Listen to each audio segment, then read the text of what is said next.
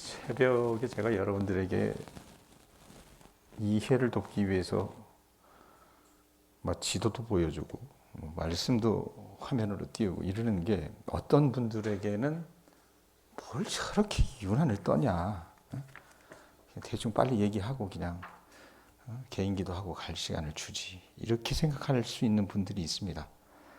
근데 그렇게 하는 이유가 뭐냐면, 여러분들이 믿는 이 성경 말씀이라고 하는 것이 과연 우리가 미신을 믿는 게 아니거든요. 특별히 바울 서신의 말씀을 이렇게 쭉 보면은 지도를 가지고 제가 설명을 많이 하잖아요. 이게 무슨 얘기냐면, 실제로 이 세속의 역사 가운데 있었던 일이란 얘기입니다.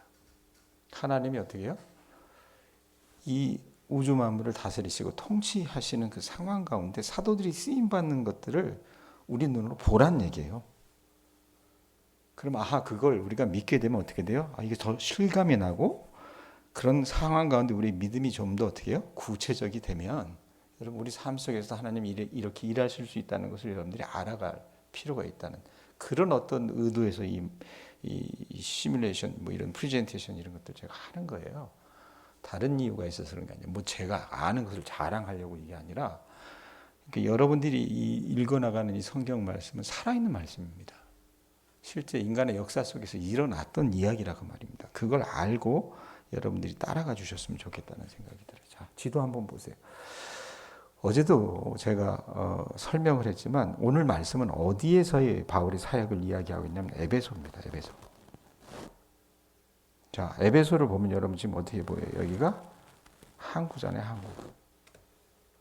8절 한번 보세요. 8절 보면 바울이 회당에 들어가 석 달 동안 담대히 하나님 나라에 관하여 강론하며 권면하되라는 표현이 있습니다. 자, 여러분, 이 바울이 지금 유대 땅에서 복음을 전하는 게 아니잖아요. 유대는 이쪽인데, 이스라엘은 이쪽인데, 여기서 복음을 전하는 게 아니라 바울은 어떻습니까? 이방인에게 복음을 전하는, 또 이방 땅에 흩어져 있는 유대인들에게 복음을 전하는 그런 사명을 받아서 어때요? 이 소아시아나 이 유럽까지 가서 복음을 전했던 것을 여러분들이 아셔야 됩니다. 자, 그럼 바울이 이렇게 복음을 전할 때 주로 어디에서 바울이 복음을 전했냐면은 회당이라고 하는 것은 유대인들이 한 10명, 유대인 남자, 성인 남자 10명 이상만 모인 그곳이 있으면 회당을 만들었어요. 이 사람들은. 그런 공동체성이 강했습니다. 그 회당에서 강론하는 것으로 시작을 했어요. 자, 그런데 이 에베소라고 하는 도시는 어떤 도시냐? 제가 아까 항구 도시라고 그랬잖아요. 이때 당시만 해도 이 도시가 인구가 어느 정도였냐면, 지금 2000년 전인데 25만 정도 됐습니다. 그러면 지금으로 여러분 생각을 하시면 어느 정도 될까? 적어도 인천이나 부산 크기 정도로 생각을 하시면 될 것 같아요. 그냥. 예? 그렇게 생각하시면 낫지 않을까 싶습니다. 아주 큰 도시였어요. 그래서 항구 도시는 여러분 어떻습니까? 경제적으로 풍요롭습니다. 어디를 가나 항구 도시들은. 물산이 풍부하기 때문에, 또 어떻게 유동량이 많기 때문에, 그리고 사람들이 왕래하잖아요. 그러니까 여러 철학이나 어떤 이 종교 이런 것들이 가득했던 곳이 이 항구 도시 에베소였다는 얘기입니다. 그래서 이 도시에서 보면은 이교 숭배, 이 우상 숭배가 아주 유행을 해서 고대 세계 7대 불가사의, 그러니까 사람들이 이해할 수 없는 그런 어떤 건축물들이나 이런 것들이 있거든요. 그 가운데 그 7대 불가사의 중에 하나인 웅장한 아데미 신전이 있는 것으로 유명했습니다. 그래서 이 3달 동안 이곳에서 바울이 어떻게 해요? 유대인 회당에 들어가서 말씀을 전하는데, 회당의 일부 유대인 지도자들과 많은 사람들이 믿게 됐어요. 하나님 은혜죠. 예? 그런데 여러분 어때요? 바울이 늘 다니는 곳마다 성령의 역사가 일어나는 곳이 성령의 역사만 일어나는 것이 아니었습니다. 호의적인 반응을 했던 사람들이 있는 반면 그렇지 않은 사람들이 많았어요. 그래서 믿는 사람들도 많았지만 믿지 않는 사람들, 바울에 대해서 배척했던 사람들. 왜? 유대인들 같은 경우 여러분 어떤 생각을 갖고 있다 그랬어요? 자기들이 생각하는 메시아는요, 그렇게 처참하게 나무에 매달려 죽을 거라고 생각을 안 했어요. 그러니까 받아들이지 않는 거예요. 그래서 바울을 어떻게 해요? 대적하고 하면서 비방을 서슴지 않았어요. 이러다 보니까 어떻게 해요? 바울이 자기가 복음을 전하는 대상이 이제는 유대인보다는 이 사역의 포커스를 이방인에게 맞추기 시작을 합니다. 9절 한번 보세요. 자, 이 사람들이 어떻게 합니까? 9절에 보면 뭐라고 얘기해요? 어떤 사람들이 마음이 굳어 순종했대요? 순종하지 않고 무리 앞에서 이 도를 비방하거늘, 바울이 전하는 이 도, 예수의 도를 비방하거늘, 바울이 어떻게 합니까? 그들을 떠나 제자들을 따로 세우고 두란노 서원에서 날마다 강론하니라. 반대하는 거예요. 같은 유대인인데, 야, 우리가 남이가, 그리고 모세 율법에 근원해서 그 모든 구약의 이 말씀들이 결국 오실 예수, 이 메시아 그리스도인 예수에 대해서 증거한다고 바울이 다 이야기했으면 여러분 어떻게 우리가 남이가 해서 정말 그렇구나라고 호의적으로 반응해야 되는데, 그러지 않았고 어떻게 말씀에 뭐라 그래요? 마음이 굳어 순종하지 않았다는 겁니다. 마음이 굳어서. 우리도 이러지 않기를 바랍니다, 여러분. 하나님의 말씀에 대해서 마음이 굳어 순종하지 않고 도를 비방을 해버렸어요. 그러니 어떻게 합니까? 복음을 전할 수가 없는 거예요. 그래서 이 사람들을 떠났습니다. 회당에서 나왔다는 얘기입니다. 나와서 제자들을 따로 세우고 두란노 서원으로 이제 옮기게 됩니다. 두란노 서원, 여러분 우리가 뭐 아세요? 뭐야, 그 경건서적을 좋아하는 분들은, 책을 좀 읽어보신 분들은 오늘의 교회 이 돌아가신 하영조 목사님이 만들어 놓은 출판사 중에 하나가 뭡니까? 두란노예요, 두란노. 그게 거기에서 이제 연원을 한 거예요. 두란노 서원은 뭐냐면, 두란노라고 하는 사람 이름이에요. 두란노라고 하는 사람이 어떻게 바울에게 새로 건물을 빌려준 겁니다. 월세로. 뭐 우리식으로 얘기하면. 이 사람이 소유한 시설 건물이었습니다. 근데 바울이 이 건물을 빌었으면서 어떻게 해요? 그곳에서 하나님의 말씀을 전했습니다. 어느 정도? 2년 동안. 자그마치 2년 동안 에베소에서 이 두란노 서원에서 하나님의 말씀을 강론하고 권면하면서 어떤 내용을 얘기했냐면, 똑같아요. 바울이 하는 얘기는 예수가 참 메시아 그리스도 주가 되신다라고 하는 내용의 메시지를 가르쳤어요. 이건 무슨 얘기냐? 다른 말로 하면 하나님 나라의 실체를 가르치는 거예요. 예? 하나님 나라의 참 주가 누구신가? 예수다. 예?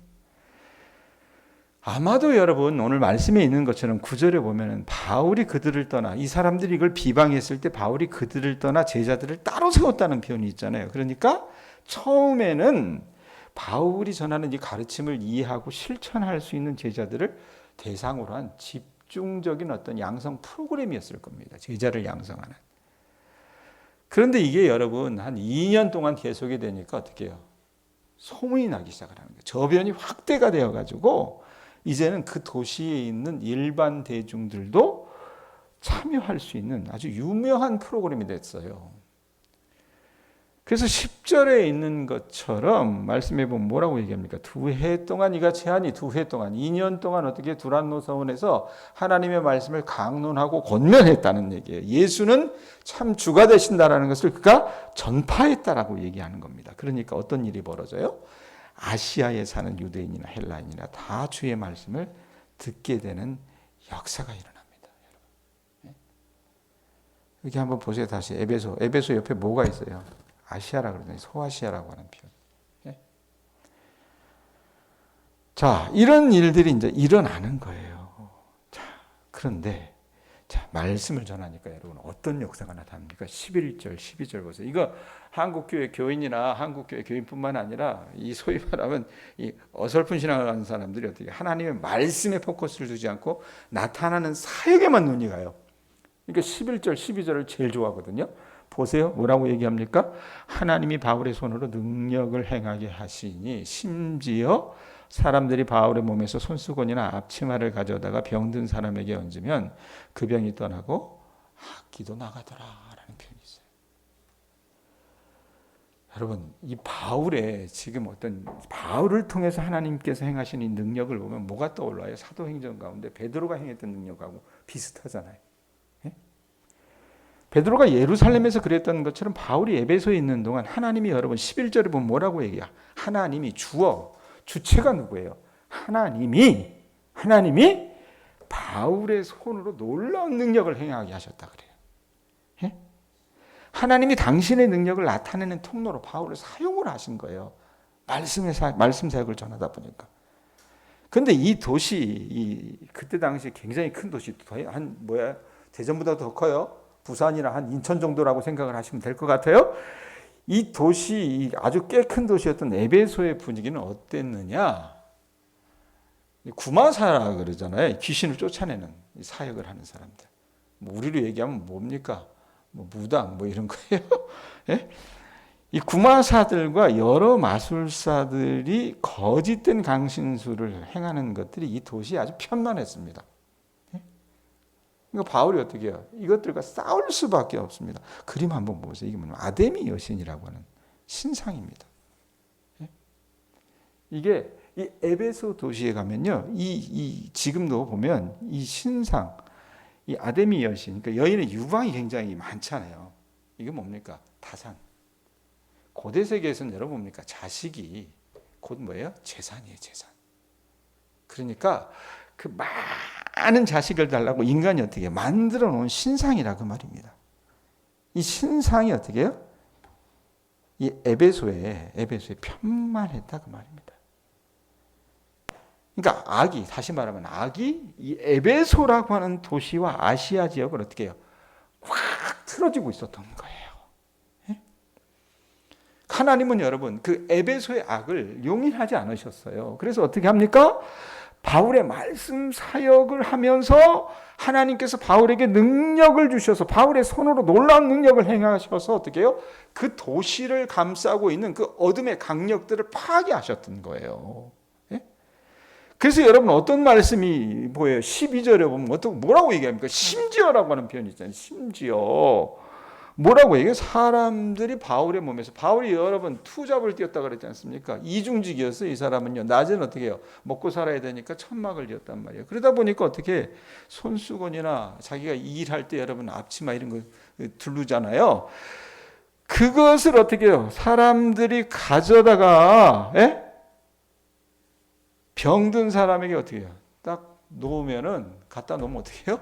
병이 낫고 아기도 떠나는 일이 벌어졌습니다. 이걸 누가 한 거예요? 바울이 한 거예요? 사람들이 한 겁니까? 누가 한 거예요? 말씀에 보면 누가 한 겁니까? 11절 바로 보세요. 하나님이 그렇게 하셨다는 겁니다. 하나님이. 자, 이렇게 엄청난 능력은요, 바울이 2년 동안 계속해서 진행했던 어떻게 성경을 강론하고 권면했던 그 일. 즉 고도로 집중된 말씀 사역의 결과로 주어진 어떤 산물이었다는 얘기예요. 이 에베소에 나타난 하나님 나라의 역사는요, 이 말씀의 수레를 타고 성령이 역사하는 현장이 되어버렸어요. 그러니까 하나님의 말씀은 여러분 어떻습니까? 그 말씀에 순종하는 자, 그 말씀을 참되게 믿는 그 사람 속에서 역사합니다. 그 능력이. 자, 이러니 어때요? 바울이 여러분 용하잖아요. 요즘 시대로 얘기하면 어떻게 저렇게 용했어? 아니 손수건, 땀 닦는 손수건, 그 다음에 어떻게 가죽 그거 막 만지는 그 앞치마 그걸 가져다 놔도 여러분 병든 사람이 낫기 시작을 하니까 요거 부러워하지 않겠어요? 무당들이 도시에 무당이 많다 그랬지 않습니까? 그러니까 이 구마사들이요 바울을 흉내를 내는 거예요. 흉내를 내면서 악기 들린 자에게 뭐라고 얘기합니까? 주 예수의 이름을 불러 말했습니다. 야, 여러분 그거 있잖아요. 무당들이 보면 어쩌고 저쩌고 주문을 외우지 않습니까? 그러니까 자기네들이 관찰하기 할 때는 바울이 말씀을 전하면서 주 예수의 이름으로 선포를 하니까 저기 주문인가 보다라고 생각을 해서 어떻게 해요? 그대로 불러 말하는 겁니다. 주 예수의 이름을 불러 말하는.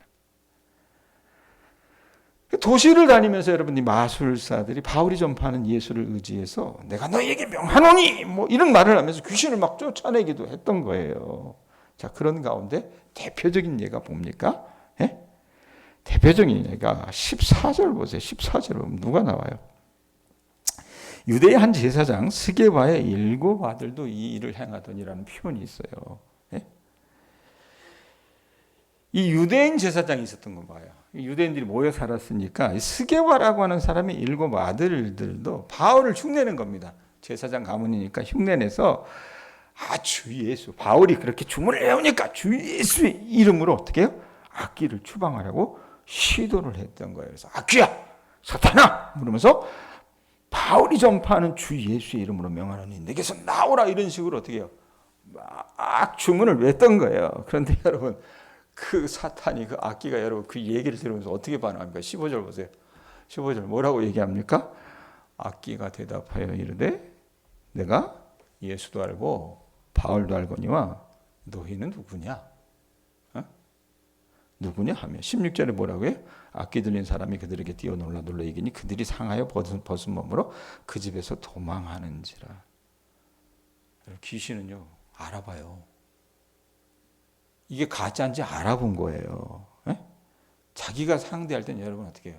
게임이 안 되는데 상대할 가치조차 없는 이 존재가 어떻게 스게와 일곱 아들이 뭐 그냥 앞에서 어떻게 폼 잡으니까 야 나 예수도 알고 바울도 아는데 너희들 가짜거든. 그래서 어떻게 해요? 귀신 힘이 세잖아요. 스게와 일곱 아들에게 달려들어가지고 그들이 입고 있던 옷을 다 빼앗고 찢어 발기고 이러니까 어떻게 해요? 벌거숭이 몸으로 도망하게 된 거예요. 자, 여러분 말씀 잘 기억하세요. 이 11절 이 바울의 손과 앞치마 손수건으로 되는 하나님의 권능. 여러분 이건 뭡니까? 11절에 얘기한 것처럼 하나님이 바울의 손으로 능력을 행하게 하셨던 거예요. 그러니까 하나님 나라가 임하는 표현입니다. 하나님 나라가 여러분 실체로서 경험되면 이렇게 삶의 한복판에서 경건한 두려움이 일어나게 되고요. 주 예수의 이름을 높이게 돼요. 주 예수 그리스도가 하나님 보좌 우편에 앉은 왕이시라는 것을 믿는 사람들이 와서 어떻게 합니까? 이제 이 사람들이 회개하고 자신의 과거를 고백하게 된다 그 말입니다. 실제로 그 일들이 어디에 나타나요? 17절에서 20절 보세요. 어떤 일이 일어납니까? 자, 이런 기적들이 나타나고 이 가짜들이 어떻게 해요? 귀신에 의해서 망신을 당하고 이러다 보니까 그 소문들이 도시에 쫙 퍼졌을 거 아니에요. 17절에 보세요. 에베소에 사는 유대인과 헬라인들이 어땠대요? 다 이 일을 알고 두려워하여 주 예수의 이름을 높이고 뭘 높였어요? 바울의 이름을 높였어요? 예? 주 예수의 이름을 높이고 그 다음에 어떤 일이 일어나요? 18절에 믿은 사람들이 와서 자복하여 행한 일을 알리며 그 다음에 19절에 여러분 어떤 일이었습니까? 이 도시 에베소라고 하는 도시가 여러분 우상숭배가 만연했다 그랬잖아요. 또 마술을 행하던 많은 사람이 그 책을 모아가지고 와서 모든 사람 앞에 불사르니 그 책값을 계산한 즉 은 5만이나 되더라 이러면서 20절에 결론으로 뭐라고 얘기합니까? 이와 같이 주의 말씀이 힘이 있어 흥왕하여 세력을 얻으니라 라고 이렇게 여러분 결론을 내립니다.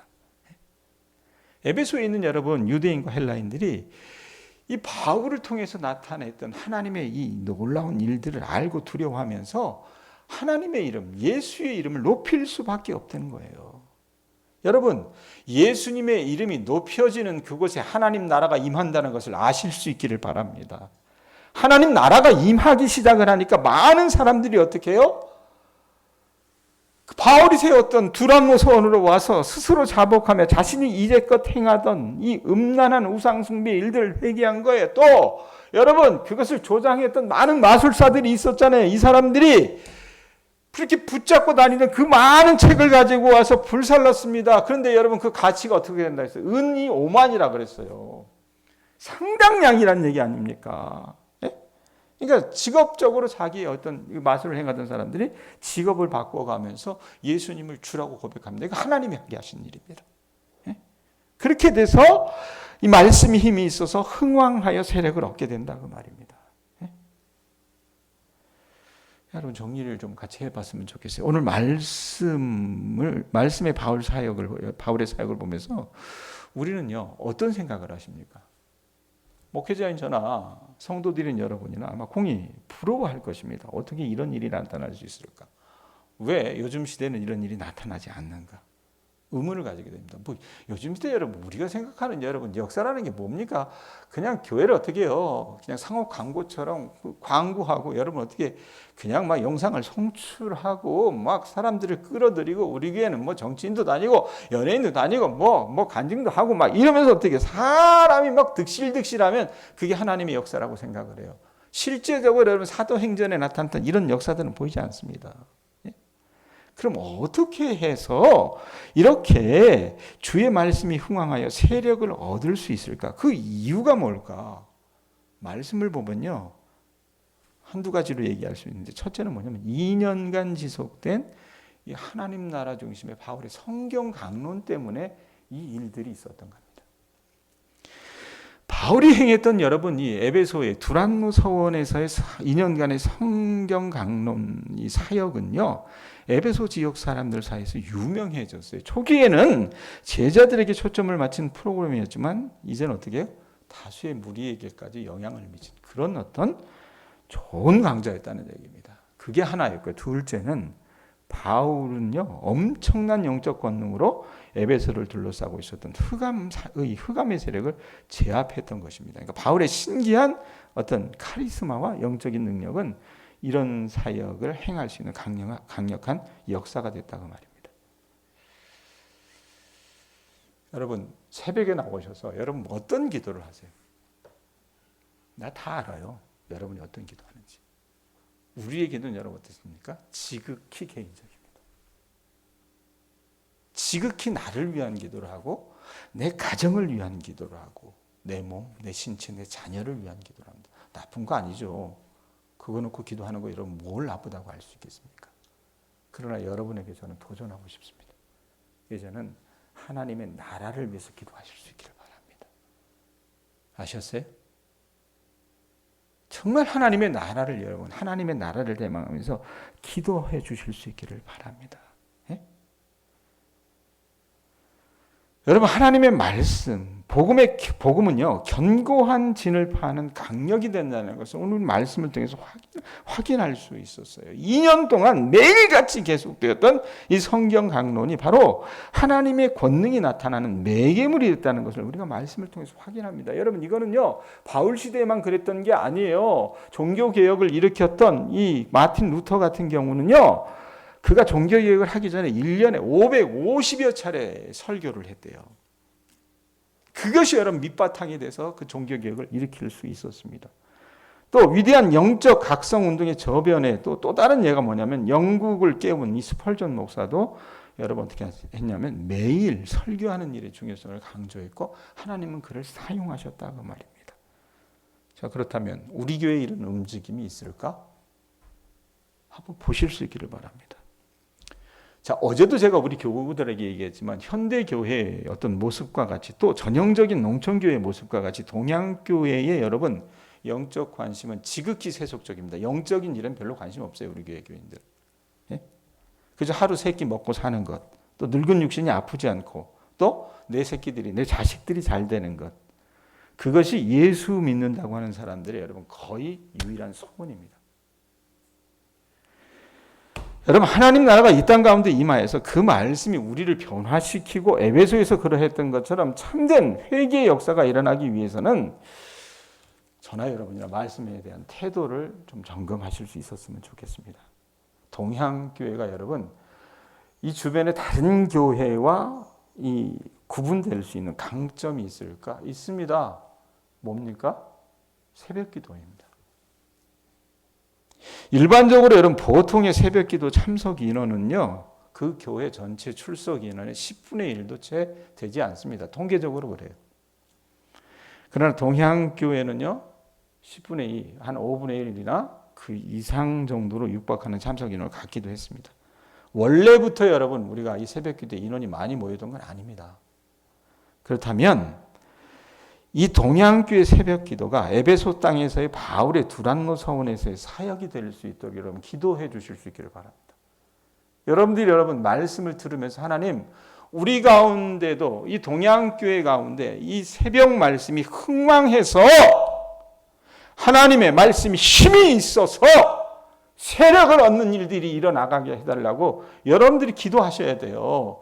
고작 여러분 내 몸뚱아리 병이나 낫고 내 새끼나 잘 되고 아프지 않고 늙어 죽을 때 어떻게 해요? 안 아프면서 그렇게 잠자듯이 죽는 것, 그것이 우리의 기도 제목이 다 되면 안 된다는 얘기입니다. 예?